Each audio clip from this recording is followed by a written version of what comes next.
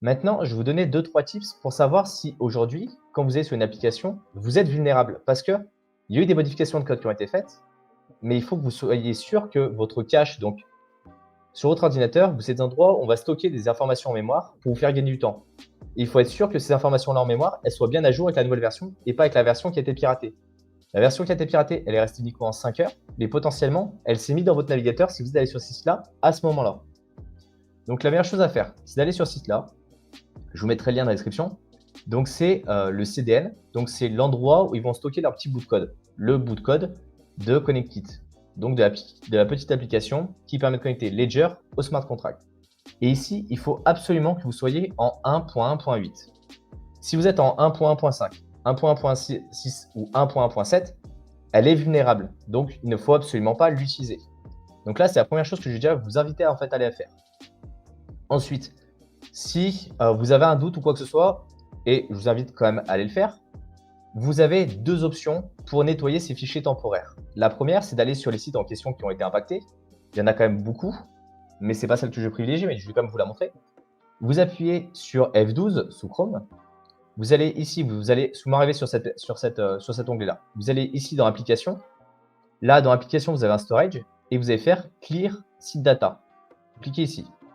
Ça va nettoyer les fichiers temporaires. Ça, c'est une première chose. Ensuite, vous avez une deuxième option que je vais préférer parce que je trouve qu'elle est beaucoup plus générale. Vous allez dans les trois petits points en haut, Paramètres, et ici, vous allez taper Cache, Effacer les données de navigation, et là, vous allez choisir Effacer les fichiers images en cache.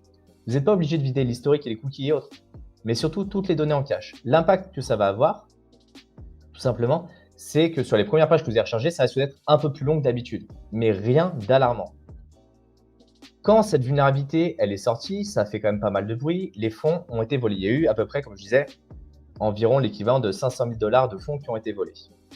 Dans ces fonds qui ont été volés, l'attaquant a transformé en USDT certains fonds.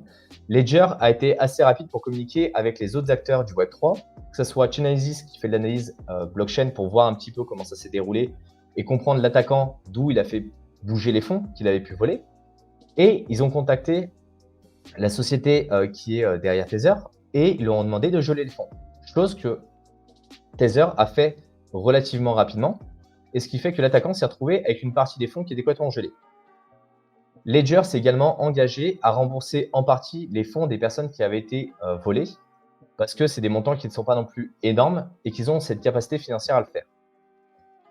Vous avez ici Peck Shield Alert qui a fait un post dessus où il expliquait justement, via Nathan Chain, l'ensemble des adresses qui avaient été bloquées avec les fonds qui avaient été déplacés. Donc ici, on voit bien l'adresse USDT qui a été bloquée et qui contenait à peu près l'équivalent de 27 000 USDT. On est à 27 000 pour être plus exact.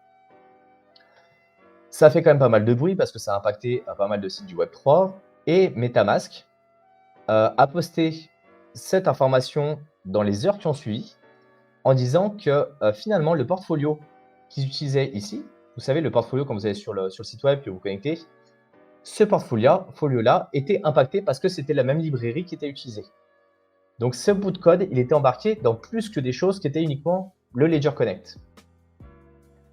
Ici, ils ont dit il faut absolument que vous soyez sur la version en 2.121.0. Là, on ne parle pas du plugin qui est ici. Le plugin qui est ici, il a ses propres versions. C'est une autre instance, c'est un autre mode de développement. Là, on parle uniquement du portfolio.metamask.io. Donc, si vous ne l'avez jamais utilisé, pas de problème de ce côté-là. Si vous l'avez déjà utilisé, il faut que vous alliez sur votre compte. Ici, vous allez dans les settings. Et là, vous allez avoir un élément qui s'appelle About and Privacy. Et là, vous vérifiez que vous êtes bien en 2.121.0. Si ce n'est pas le cas, supprimez le cache, rechargez la page et vous allez à nouveau tomber dessus. Que vous soyez sous Chrome ou Brave, c'est le même mode de fonctionnement, c'est les mêmes problématiques. Idem pour Firefox, la manipulation est légèrement différente, mais c'est tout aussi important. Tout ça pour vous dire que oui, Ledger a des problématiques. Toute grosse société a des problématiques en termes de cybersécurité. Il y a des choses qu'on peut leur incomber, il y a des choses qui sont de leur faute, par exemple, comme je disais, la revue des droits, c'est de leur faute. Par contre, ce qu'il faut se rappeler, c'est que les jetons et les crypto-monnaies que vous avez sur votre Ledger n'ont jamais été impactés en termes de sécurité. Et ça, c'est vraiment très important en termes de fiabilité. Je sais qu'il y a beaucoup de personnes qui disent oui, bah, dans ces cas-là, il faut absolument aller sur un autre produit, il faut aller sur un autre wallet qui vient juste de sortir.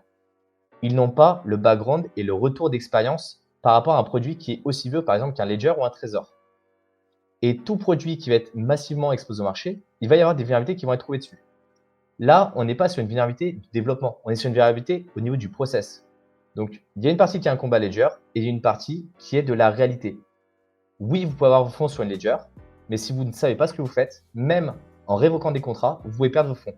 Et donc, il faut toujours être en alerte et comprendre absolument l'ensemble de l'écosystème pour éviter de faire tout et n'importe quoi.